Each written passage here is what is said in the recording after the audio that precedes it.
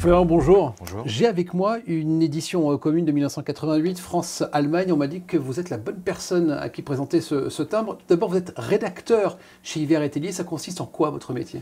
Alors, ça consiste à référencer toutes les nouveautés philatéliques des administrations postales du monde et un enrichissement permanent des catalogues. Alors, ce timbre, cette émission commune de 1988, comment est-ce que je peux le retrouver dans le catalogue Monde? La collection Catalogue Monde contient plusieurs volumes. Ils sont au nombre de 18, répartis par continent, que l'on peut distinguer par un code de couleur qui s'inspire directement des anneaux du drapeau olympique. Alors, comment sont organisés justement ces catalogues? Comment les informations sont classifiées? Par ordre alphabétique, donc on retrouve un index au dos du catalogue, dans lequel on peut voir la liste des pays émetteurs, mais également la présence d'anciens régimes politiques, de régions autonomes qui n'émettent plus, parce qu'ils n'existent plus, mais qui, historiquement parlant, sont rattachés aux pays émetteurs. D'accord. Le classement se veut alphabétique, tout en respectant aussi l'histoire postale, on va dire dans sa dimension géographique et politique. Comment sont classées les émissions au sein d'un même pays? Alors, selon leur nature, les émissions sont classées dans différentes rubriques. Donc, vous avez une rubrique pour les timbres postes, pour les timbres de distributeurs, pour les blocs et feuillets, timbres de service, timbres taxes, etc. Bon, Florian, mon timbre, il est là. Où est-ce que je le retrouve? Où sont les informations? Donc, vous m'avez dit que le timbre datait de 1988. Oui. Donc, ça doit s'agir de l'Allemagne fédérale.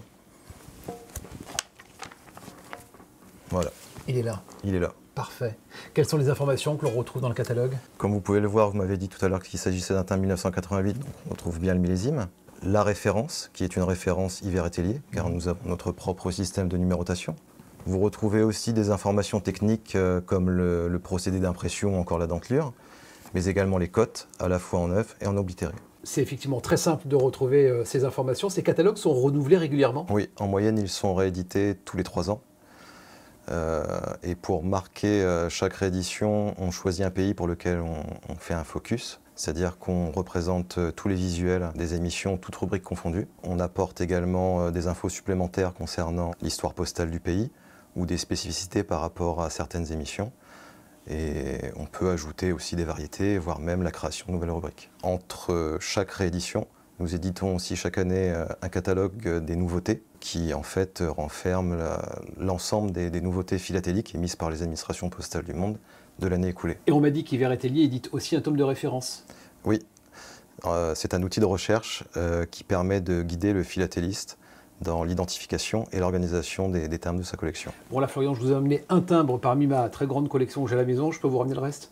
Ah bah quand vous voulez. Ça marche.